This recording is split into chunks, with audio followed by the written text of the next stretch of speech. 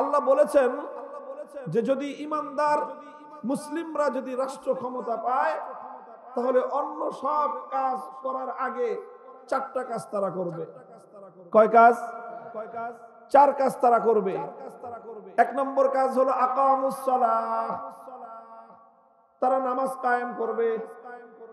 রাষ্ট্র ক্ষমতা প্রয়োগ করে, ক্ষমতা দিয়ে রাষ্ট্রের মধ্যে, সমাজের মধ্যে তারা নামাজ কায়েম করবে। এটা আমার কথা না, কার কথা? বিশ্বাস না হয় আমি রেফারেন্স দিয়ে দিলাম, বাড়িতে গিয়ে আপনার বাড়ির কোরআন খুলে অনুবাদ খুলে পড়ে নিয়েন। সূরাতুল হজ্জের 41 নম্বর আয়াত। আল্লাহ বলছেন ইমানদার মুসলমানরা যদি রাষ্ট্র ক্ষমতা পায়, আমি যদি ক্ষমতা দেই, তাহলে তারা সর্বপ্রথম যেই কাজ করবে আকামুস সালাত, তারা রাষ্ট্রের মধ্যে নামাজ কায়েম করবে, জনগণের মধ্যে নামাজ কায়েম করবে, মুসলমানদের মধ্যে নামাজ কায়েম করবে। ওয়া আতাউজ যাকাত, দুই নম্বর কাজ হলো তারা যাকাত ব্যবস্থা প্রতিষ্ঠিত করবে, বাস্তবায়ন করবে। তিন নম্বর কাজ হলো আমারু বিল মারুফ, তারা মানুষকে সৎ কাজের আদেশ দিবে। চার নম্বর কাজ হলো ওয়া নাহাউ আনিল মুনকার, তারা মানুষকে অন্যায় শরীয়ত বিরোধী কার্যকলাপ থেকে বাধা দিবে, নিষেধ করবে। এই 4 দফা কর্মসূচি আল্লাহর পক্ষ থেকে বাধ্যতামূলক, কম্পালসারি। এরপরে অন্যান্য কাজ যা আছে করবে। এই 4টা কাজ ক্ষমতার মাধ্যমে, রাষ্ট্র ক্ষমতা প্রয়োগ করে এই কাজগুলো তারা করবে।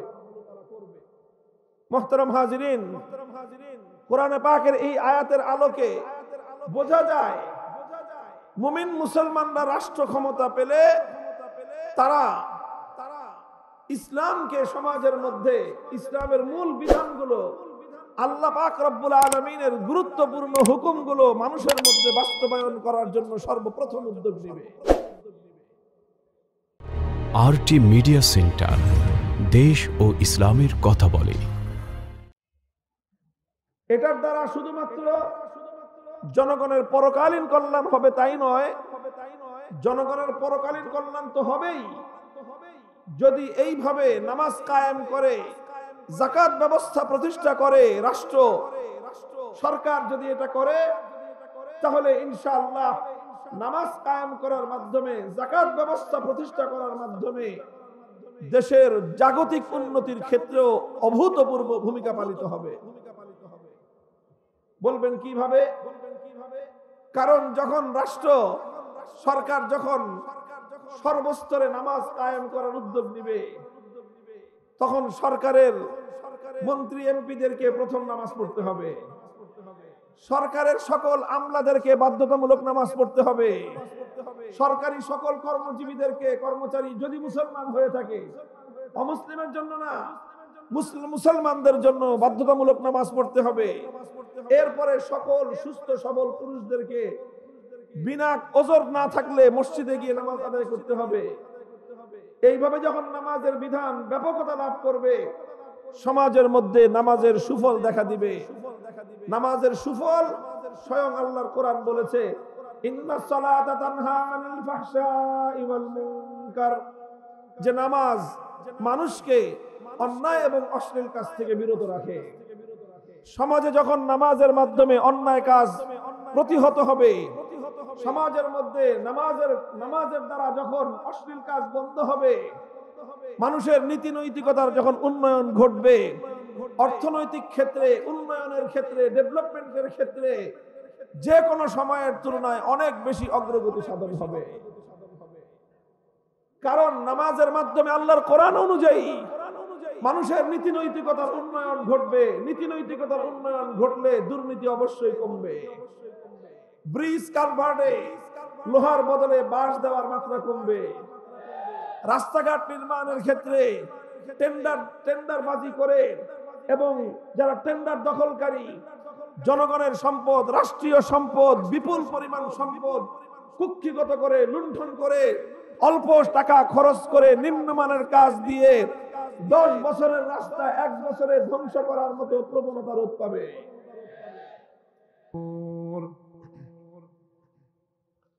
বারাকাল্লাহু লানা ওয়া লাকুম ফিল কুরআনিল আযীম ونفعنا وإياكم بالآيات والذكر الحكيم. اللهم صل على محمد وعلى آل محمد كما صليت على إبراهيم وعلى آل إبراهيم إنك حميد مجيد.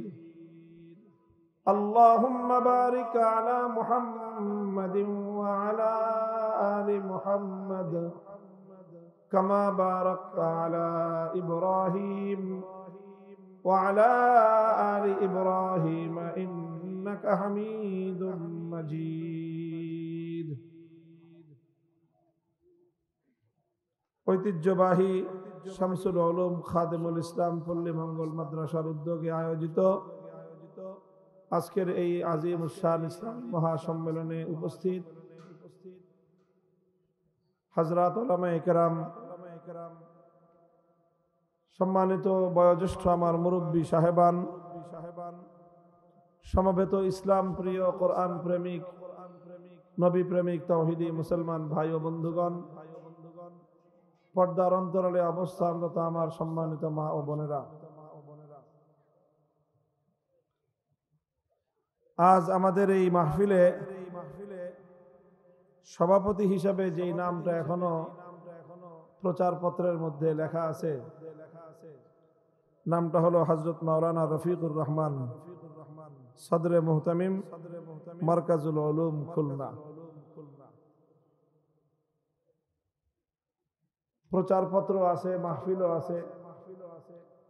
মাহফিলের প্রধান অতিথি, বিশেষ অতিথি সবই আছে, কিন্তু সভাপতি হিসেবে যার নাম ছিল সেই মহান ব্যক্তিত্ব আর আমাদের মাঝে নেই। তিনি এখন আল্লাহ পাক রব্বুল আলামিনের জিম্মায় তিনি দুনিয়া ছেড়ে আখিরাতের সফররত রয়েছেন, কবর জগতের বাসিন্দা হয়ে গেছেন। এটা আমাদের জন্য একটা অনেক বড় একটা শিক্ষা, অনেক বড় একটা নিদর্শন যে সবই আছে। মাহফিলের মঞ্চ আছে, হুজুর যেই চেয়ারে বসতেন আজকে উপস্থিত থাকলে সেই চেয়ারটাও আছে, মঞ্চ সাজানো আছে, প্যান্ডেল সাজানো আছে, আলোচক শ্রোতা সবই আছেন, শুধু সভাপতি নাই। ঠিক এরকম একটা একটা করে ঘটনা ঘটতে থাকবে, বাকি সব থাকবে মাঝখান দিয়ে আপনি অথবা আমি, আমরা একজন একজন করে এখান থেকে চলে যাব। আল্লাহ পাক রব্বুল আলামিন আমাদের সেই অনন্তকালের যাত্রাটা যেন শুভ করেন, আল্লাহর রহমতের ছায়ায় যেন আমরা যেতে পারি, সেই তৌফিক আল্লাহ আমাদের সকলকে নসিব করেন। আমাদের আজকের এই মাহফিলের সভাপতি হিসাবে ঘোষিত নাম হযরত মাওলানা রফিকুর রহমান সাহেব রহমতুল্লাহ আলাইকে আল্লাহ পাক রব্বুল আলামিন জান্নাতের মধ্যে, বেহেশতের মধ্যে এরকম সম্মানিত মর্যাদায় আল্লাহ পাক তাকে অভিষিক্ত করুন।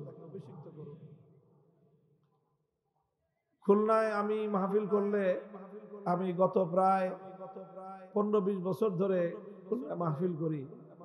আমার মনে পড়ে না যে আমি কোনো মাহফিলে এসেছি অথচ হুজুর সেই মঞ্চে ছিলেন না, এমন কোন মাহফিল আজকের আগে আমার দ্বারা হয় না। আজ প্রথমবারের মতো আমার একনিষ্ঠ মুরব্বী, আপনাদের প্রাণ প্রিয় রাহবার, দক্ষিণ বাংলার আলেমকুল শিরোমণি, একজন খাঁটি আল্লাহর রাসূলের সুন্নতের মূর্ত প্রতীক, সদা হাস্যোজ্জ্বল, উত্তম আখলাক এবং উত্তম চরিত্রের জীবন্ত নমুনা হযরত মাওলানা রফিকুর রহমান রহমতুল্লাহ আলাইকে রফিক আলা আল্লাহ পাক রব্বুল আলামিন যেই সুন্দর জীবন দিয়েছিলেন, তেমনই সুন্দর পরিণাম এবং পরকালের মাকাম যেন দান করেন। মুহতারাম হাজিরিন, আমি আপনাদের সম্মুখে পবিত্র কোরআনে কারীমের সূরাতুল হজ্জের 41 নম্বর আয়াতটুকু তেলাওয়াত করেছি। আয়াতের মধ্যে আল্লাহ পাক রব্বুল আলামিন যেই বিষয়টায় আলোকপাত করেছেন, আলোচনা করেছেন, বিষয়টাই হলো রাষ্ট্র এবং রাজনীতি। বিষয়টাই হলো রাষ্ট্র এবং রাজনীতি। কাজেই কোরআনের এই কথা নিয়ে আলোচনা করতে গেলে পুরো আলোচনাই হবে রাজনীতি নিয়ে। এখন এটা কারো পছন্দ হইতেও পারে, কারো পছন্দ নাও হইতে পারে। সবারই যে ভালো জিনিস ভালো লাগে ব্যাপারটা তো এমন না। তবে কথা হলো, কারো যদি অপছন্দ হয়, তবুও যারা আল্লাহর কোরআনকে যারা ভালোবাসে, ইসলামকে যারা ভালোবাসে, তাদেরকে তো কোরআনের কথা বলতেই হবে, তাদেরকে তো কোরআনের কথা মানতেই হবে। মুহতারাম হাজিরিন, আপনারা জানেন যে আমি বেছে বেছে এই সকল বিষয়গুলি আমার আলোচ্য বিষয় হিসেবে গ্রহণ করি, যে বিষয়গুলির সাথে রাষ্ট্রের সম্পর্ক, রাজনীতির সম্পর্ক, সমাজ ব্যবস্থার সম্পর্ক, বিচার ব্যবস্থার সম্পর্ক, অর্থাৎ প্রচলিত যেই জাহেলি সমাজ ব্যবস্থায় আমরা এখন জীবন যাপন করছি, এই সমাজ ব্যবস্থার যেই জায়গাগুলোর সঙ্গে ইসলামের, আল্লাহর কোরআনের, নবীর আদর্শের সাংঘাতিক বিরোধ রয়েছে, সেই জায়গাগুলো আমি আলোচনা করি। আমার আলোচনার উদ্দেশ্য হলো মানুষকে এই বিষয়গুলোতে, মুসলমানদেরকে সচেতন করা। যারা না জানার কারণে, অসচেতনতার কারণে অসংখ্য মানুষ কুফরির চোরা বালুতে তারা হারিয়ে যাচ্ছে, কুফরির ঘোর অন্ধকারে তারা নিমজ্জিত হয়ে যাচ্ছে, তারা আপাদ মস্তক কুফরির মধ্যে ডুবন্ত থেকেও নিজেদেরকে ইমানদার ভাবতেছে।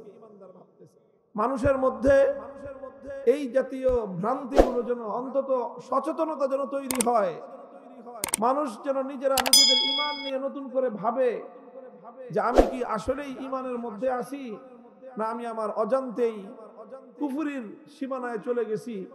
এই বিষয়গুলো যেন আমরা একটু ভাববার সুযোগ পাই, এই সচেতনতা তৈরি করাই আমার মূল লক্ষ্য। আমার পর্যবেক্ষণ হলো, বর্তমানে সমাজে যতগুলো ফিতনা আছে, এই ফিতনাগুলোর মধ্যে সবচেয়ে বেশি যেই কারণে ইমানদারদের ঈমান নষ্ট হয়, সেটা হলো প্রচলিত রাজনীতি। অন্যান্য আরো অনেক অন্যায় অসৎ কাজ আছে, আরো অনেক অপকর্ম সমাজে আছে, যেগুলোর দ্বারা মানুষের আমল নষ্ট হয়, যেগুলোর দ্বারা মানুষ বেনামাজি হয়। অনেক অন্যায় অপকর্ম আছে যেগুলোর দ্বারা মানুষ সুদ ঘুষে অভ্যস্ত হয়। অনেক অন্যায় অপকর্ম আছে যেগুলোর দ্বারা মানুষ নানা ধরনের মদ মাদকতা এবং নেশায় আক্রান্ত হয়। অনেক অন্যায় অপকর্ম আছে যেগুলোর দ্বারা মানুষ অশ্লীলতার সঙ্গে জড়িয়ে পড়ে। এই সব অন্যায় অপকর্মের মাধ্যমে মানুষের আমল নষ্ট হয়, আর সবচেয়ে বেশি ঈমান নষ্ট হয় প্রচলিত রাজনীতির মাধ্যমে। অথচ মাহফিলগুলোতে, ধর্মীয় অঙ্গনে রাজনীতি নিয়ে আলোচনা করতে সবচেয়ে বেশি মানুষ খারাপ মনে করে। অর্থাৎ ব্যাপারটা হয়েছে এরকম, সবচেয়ে বেশি সমস্যা যেখানে, যেই বিষয়ে রোগীদের মধ্যে সবচেয়ে বেশি, ডাক্তাররা সেই রোগের চিকিৎসা করতে রাজি না। রোগীদের মধ্যে যেই রোগ সবচেয়ে বেশি, সেই রোগের চিকিৎসা সবচেয়ে কম।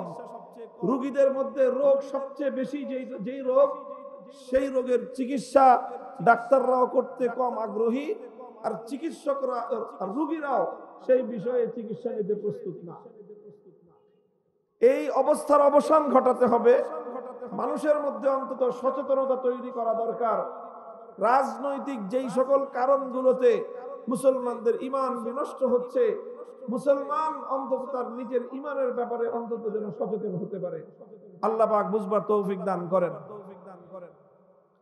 সূরাতুল হজ্জের 41 নম্বর আয়াতে আমার আল্লাহ বলেন, আল্লাযীনা ইম্মাক্কারনাহুম ফিল আরদি আকামুস সালাতা ওয়া আতাউয যাকাতা ওয়া আমারু বিল মারুফি ওয়া নাহাউ আনিল মুনকার ওয়ালিল্লাহি আকিবাতুল উমুর। আল্লাহ বলেন যে ঈমানদার তারা, মুসলমান তারা, যে আমি যদি তাদেরকে রাষ্ট্র ক্ষমতা দান করি, মাক্কান্নাহুম ফিল আরদ।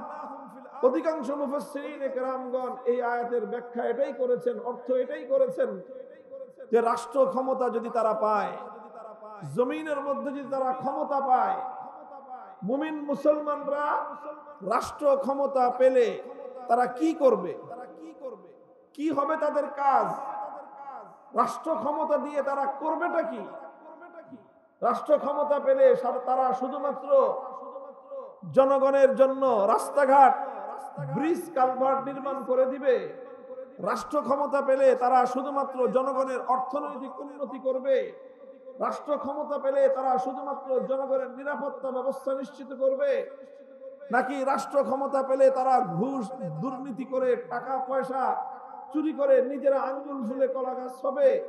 না, রাষ্ট্র ক্ষমতা পেলে তাদের আরো কিছু দায়িত্ব আছে। এই বিষয়ে আল্লাহর কোরআনের এই আয়াত অত্যন্ত দ্ব্যর্থহীন, স্পষ্টবাদী কোরআনের এই আয়াত। আল্লাহ বলেছেন যে যদি ইমানদার মুসলিমরা যদি রাষ্ট্র ক্ষমতা পায়, তাহলে অন্য সব কাজ করার আগে চারটা কাজ তারা করবে। কয় কাজ? 4 কাজ তারা করবে। 1 নম্বর কাজ হলো আকামুস সালাহ, তারা নামাজ কায়েম করবে। রাষ্ট্র ক্ষমতা প্রয়োগ করে, ক্ষমতা দিয়ে রাষ্ট্রের মধ্যে, সমাজের মধ্যে তারা নামাজ কায়েম করবে। এটা আমার কথা না, কার কথা? বিশ্বাস না হয় আমি রেফারেন্স দিয়ে দিলাম, বাড়িতে গিয়ে আপনার বাড়ির কোরআন খুলে অনুবাদ খুলে পড়ে নিয়েন। সূরাতুল হজ্জের 41 নম্বর আয়াত। আল্লাহ বলছেন ইমানদার মুসলমানরা যদি রাষ্ট্র ক্ষমতা পায়, আমি যদি ক্ষমতা দেই, তাহলে তারা সর্বপ্রথম যেই কাজ করবে আকামুস সালাত, তারা রাষ্ট্রের মধ্যে নামাজ কায়েম করবে, জনগণের মধ্যে নামাজ কায়েম করবে, মুসলমানদের মধ্যে নামাজ কায়েম করবে। ওয়া আতাউজ যাকাত, 2 নম্বর কাজ হলো তারা যাকাত ব্যবস্থা প্রতিষ্ঠিত করবে, বাস্তবায়ন করবে। 3 নম্বর কাজ হলো আমারু বিল মারুফ, তারা মানুষকে সৎ কাজের আদেশ দিবে। 4 নম্বর কাজ হলো ওয়া নাহাউ আনিল মুনকার, তারা মানুষকে অন্যায় শরীয়ত বিরোধী কার্যকলাপ থেকে বাধা দিবে, নিষেধ করবে। এই 4 দফা কর্মসূচি আল্লাহর পক্ষ থেকে বাধ্যতামূলক, কম্পালসারি। এরপরে অন্যান্য কাজ যা আছে করবে। এই 4টা কাজ ক্ষমতার মাধ্যমে, রাষ্ট্র ক্ষমতা প্রয়োগ করে এই কাজগুলো তারা করবে। মুহতারাম হাজিরিন, কোরআনে পাকের এই আয়াতের আলোকে বোঝা যায় মুমিন মুসলমানরা রাষ্ট্র ক্ষমতা পেলে তারা ইসলামকে সমাজের মধ্যে, ইসলামের মূল বিধানগুলো, আল্লাহ পাক রব্বুল আলামিনের গুরুত্বপূর্ণ হুকুমগুলো মানুষের মধ্যে বাস্তবায়ন করার জন্য সর্বপ্রথম উদ্যোগ নেবে। এটার দ্বারা শুধুমাত্র জনগণের পরকালীন কল্যাণ হবে তাই নয়, জনগণের পরকালীন কল্যাণ তো হবেই। যদি এইভাবে নামাজ কায়েম করে, যাকাত ব্যবস্থা প্রতিষ্ঠা করে রাষ্ট্র, সরকার যদি এটা করে, তাহলে ইনশাআল্লাহ নামাজ কায়েম করার মাধ্যমে, যাকাত ব্যবস্থা প্রতিষ্ঠা করার মাধ্যমে দেশের জাগতিক উন্নতির ক্ষেত্রেও অভূতপূর্ব ভূমিকা পালিত হবে। বলবেন কিভাবে? কারণ যখন রাষ্ট্র, সরকার যখন সর্বস্তরে নামাজ কায়েম করার উদ্যোগ নিবে, তখন সরকারের মন্ত্রী এমপিদেরকে প্রথম নামাজ পড়তে হবে, সরকারের সকল আমলাদেরকে বাধ্যতামূলক নামাজ পড়তে হবে, সরকারি সকল কর্মজীবীদেরকে, কর্মচারী যদি মুসলমান হয়ে থাকে, অমুসলিমের জন্য না, মুসলমানদের জন্য বাধ্যতামূলক নামাজ পড়তে হবে। এরপরে সকল সুস্থ সবল পুরুষদেরকে বিনা ওজর না থাকলে মসজিদে গিয়ে নামাজ আদায় করতে হবে। এইভাবে যখন নামাজের বিধান ব্যাপকতা লাভ করবে, সমাজের মধ্যে নামাজের সুফল দেখা দিবে। নামাজের সুফল স্বয়ং আল্লাহর কোরআন বলেছে, ইন্নাস সালাতা তানহা আনিল ফাহশাই ওয়াল মুনকার, যে নামাজ মানুষকে অন্যায় এবং অশ্লীল কাজ থেকে বিরত রাখে। সমাজে যখন নামাজের মাধ্যমে অন্যায় কাজ প্রতিহত হবে, সমাজের মধ্যে নামাজের দ্বারা যখন অশ্লীল কাজ বন্ধ হবে, মানুষের নীতি নৈতিকতার যখন উন্নয়ন ঘটবে, অর্থনৈতিক ক্ষেত্রে, উন্নয়নের ক্ষেত্রে, ডেভেলপমেন্টের ক্ষেত্রে যে কোনো সময়ের তুলনায় অনেক বেশি অগ্রগতি সাধন হবে। কারণ নামাজের মাধ্যমে আল্লাহর কোরআন অনুযায়ী মানুষের নীতি নৈতিকতার উন্নয়ন ঘটবে। নীতি নৈতিকতার উন্নয়ন ঘটলে দুর্নীতি অবশ্যই কমবে। ব্রিজ, কালভার্টে লোহার বদলে বাঁশ দেওয়ার মাত্রা কমবে। রাস্তাঘাট নির্মাণের ক্ষেত্রে টেন্ডারবাজি করে এবং যারা টেন্ডার দখলকারী জনগণের সম্পদ, রাষ্ট্রীয় সম্পদ, বিপুল পরিমাণ সম্পদ কুক্ষিগত করে, লুণ্ঠন করে, অল্প টাকা খরচ করে নিম্নমানের কাজ দিয়ে 10 বছরের রাস্তা 1 বছরে ধ্বংস করার মতো প্রবণতা রোধ পাবে। এইভাবে যখন নামাজের মাধ্যমে গোটা রাষ্ট্র ব্যবস্থার নীতি নৈতিকতার উন্নতি ঘটবে, তখন শুধু ধর্মকর্মের উন্নতি হবে না, নামাজের মাধ্যমে দুর্নীতি রোধ হবে, নামাজের মাধ্যমে উন্নয়ন অগ্রগতি পাবে, নামাজের মাধ্যমে জনগণের জাগতিক উন্নতিও সাধন হবে। এই জন্য ইতিহাস পড়লে পাওয়া যায় খলিফাতুল মুসলিমিন ওমরে ফারুক রাদিয়াল্লাহু তাআলা আনহু, যিনি শুধুমাত্র মুসলিম জাতিরই নয়, পৃথিবীর ইতিহাসের অন্যতম সফল রাষ্ট্রনায়ক হিসেবে সর্বজন স্বীকৃত খলিফা ওমর রাদিয়াল্লাহু আনহু, তিনি তার শাসনকালে সকল প্রশাসক এবং গভর্নরদেরকে লক্ষ্য করে রাষ্ট্রীয় সার্কুলার জারি করেছিলেন। খলিফাতুল মুসলিমিনের পক্ষ থেকে পৃথিবীর সকল রাজ্যের শাসকদেরকে লক্ষ্য করে তিনি লিখেছিলেন, ইন্না আহাম্মা উমুরিকুম ইনদি আস-সালাহ ফামান হাফিজাহা ফাহুয়া লিমা সিওয়াহা আহফাজ ওয়ামান দাইয়াহা ফাহুয়া লিমা সিওয়াহা আযয়াউ। হযরত ওমর বলেছিলেন, হে আমার খেলাফত রাষ্ট্রের প্রশাসক বর্গ, গভর্নরগণ, তোমরা শুনে রাখো, আমার নিকট তোমাদের সবচেয়ে গুরুত্বপূর্ণ কাজ হলো নামাজ। যেই শাসক, যেই প্রশাসক, রাষ্ট্রের যেই কর্মকর্তা সুন্দরভাবে নামাজ ব্যবস্থা কায়েম করবে, সে তার প্রশাসনিক অন্য সব কাজকর্মের ক্ষেত্রে নামাজের চেয়ে আরো বেশি উন্নত এবং আরো বেশি দায়িত্বশীল প্রমাণিত হবে। আর যেই দায়িত্বশীল, যেই শাসক, যেই গভর্নর নামাজের ব্যাপারে গাফলতি করবে, সন্দেহাতীত ভাবে সেই বেটা অন্য সব কাজের মধ্যে আরো বেশি গাফেল হবে, আরো বেশি দুর্নীতি পরায়ণ হবে। এটা খলিফা ওমরের কথা। সুতরাং তিনি বললেন, রাষ্ট্রের দায়িত্বশীলদের, গভর্নরদের, প্রশাসকদের সবচেয়ে বড় দায়িত্ব আর কর্তব্য হলো সর্বপ্রথম তারা নামাজ ব্যবস্থা নিজের জীবনে গোটা তার শাসিত এলাকার মধ্যে নামাজ ব্যবস্থা বাস্তবায়ন করবে।